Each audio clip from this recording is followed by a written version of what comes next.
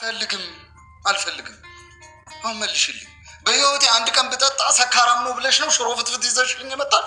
ምን ለማለት ነው? የት ቶሎ ግጂ ስገባ አይተሽኝ ነው በየቀኑ ሌሊቱን ካንተ የበለጠ ሰላም ጤና ይስጥልኝ። ይቅርታ፣ ሰላም ጤና ይስጥልኝ። ውድ ተመልካች እንዴት ናችሁ? ደህና ናችሁ ወይ? ሁሉ ሰላም፣ ሁሉ መልካም ነው፣ እግዚአብሔር ይመስገን። እኔ በጣም ደህና ነኝ። ዛሬ አዲስ ቪዲዮ ነው እየላችሁ የመጣሁት። ላይክ እና ሰብስክራይብ እያደረጋችሁ አበረታቱኝ ማለት ነው። አዴና ሰብለ እንግዲህ በጣም በሰው ትዳር ውስጥ ገብተው በጣም እያላገጡ ነው። አዴ ደግሞ እኔ ባለትዳር እንደሆንኩ አንቺ ታውቂያለሽ ሰብለ፣ እኔ ብቻዬን ቁጭ ብዬ ባወራም በአንድ ቀን ሳክሬ ነው ብዙ ነገር ያበላሸውት። አንቺ ደግሞ ወደ እኔና እንዴት ትኛለሽ? ባለትዳር ደግሞ እንደሆንኩ ታውቂያለሽ። አንቺው ሚስቴንም አንቺው በአንደበትሽም በአይንሽም በሁለመናውም ሚስቴን ታውቂያለሽ፣ እንዴት እንደዚህ ትያለሽ? ምን ነው ብሎ ሲጠይቃት ነበረ። እኔ ትዳሬን አንዳንድ ጊዜ ቢደብረኝ እንኳን ያለ ነገር ነውና አንቺ ደግሞ ትዳሬ ላይ ለምንድን ነው ወደ አንቺ እየገፋፋሽኝ ለማምጣት የምትሞክሪው?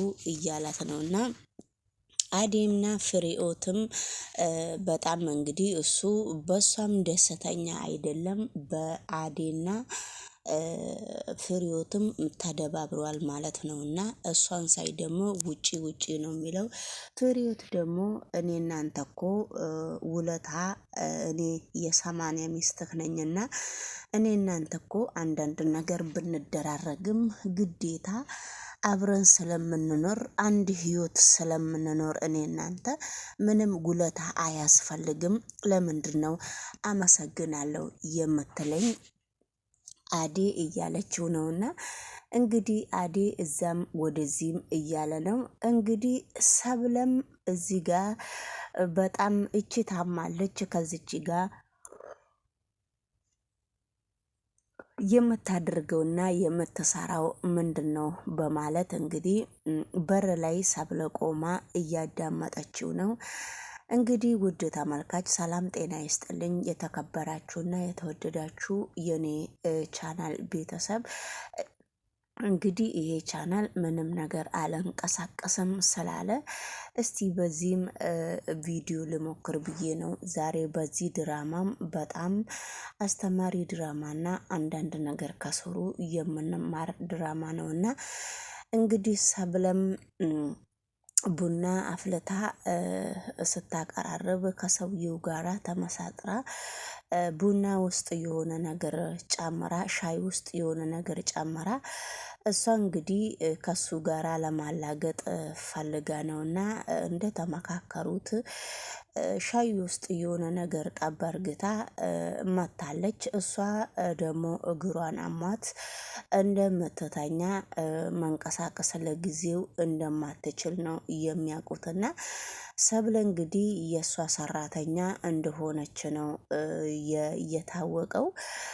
እንግዲህ ቡናዋን ስትጠጣ ቡናዋን ከጠጣች በኋላ ሻዩን ስትጠጣ ሻይ ውስጥ የሆነ ነገር ጠበርግታ እሷ እንግዲህ ባለቤቷ ለስራ ለሰብለ አምኖ ነው እየሄደውና ቡናውን ቀመስ ስታረገው እንደደበራትና እሷን እንደጠራችው ሻዩን ከደበረሽ ታዩ ብሎ እሱ ደግሞ ሚስቱን አንቆ ፍሬኦትን አንቆ ከሌላ ሴት ጋራ ሊያላግጥ እየሄደ ሰውዬ ነውና እዚህ ጋር እንግዲህ ቤትህ ነው ብትሰክርም ምንም ችግር የለውም ብላ እየለመነችው ነው።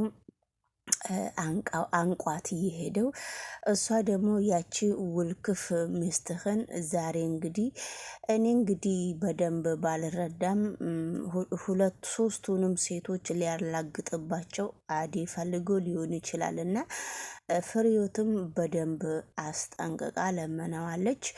አልፈልግሽም፣ እቀጠቅጥሻለሁ፣ እንደፈለግኩ ነው፣ እኔ ነኝ እንደፈለግኩ የማድርግሽ በሚል ሁኔታ እንግዲህ ገፈታትሯት እሷም እስከሚደብራት ድረስ ሁሉም ነገር ከአቅሟ በላይ እስከሆነ ድረስ እንግዲህ ወደ ውጪ ሄዳለች ማለት ነው።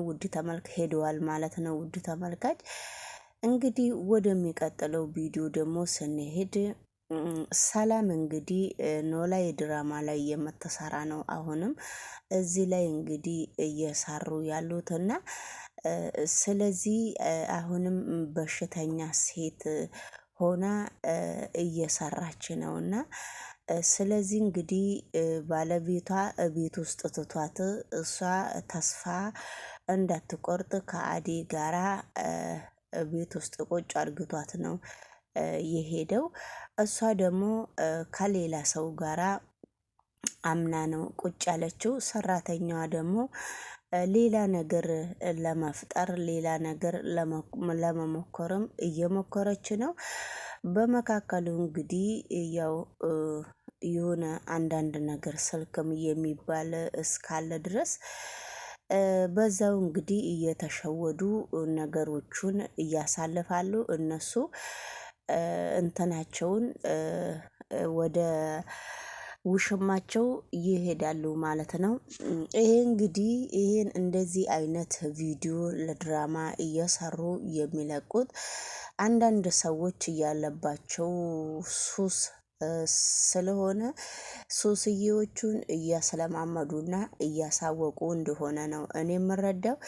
እንግዲህ ሰብለም ስልክ ደውላ ያችን ውልክፍ ሚስትክን እንግዲህ ማላና አድርጋት ትላማታ ስለተናደርክ ለምንድን ነው የተናደርከው? ስልክ ሲደወል እኮ እኔ ነኝ ያነሳሁት።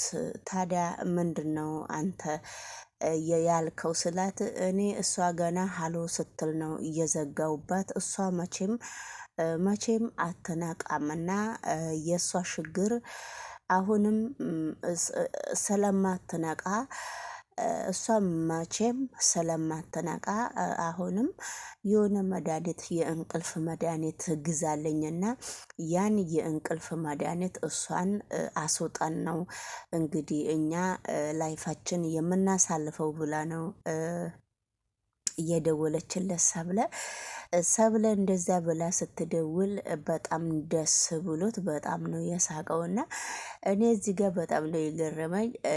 ፍሬህይወትን እንደ ምንም እንዳልነቃች እሷ ግን ሁሉንም ነገር ነቅታለች። ቤት ውስጥ እሱን ለመከልከል ነው እየታገለችው እያለችው እንጂ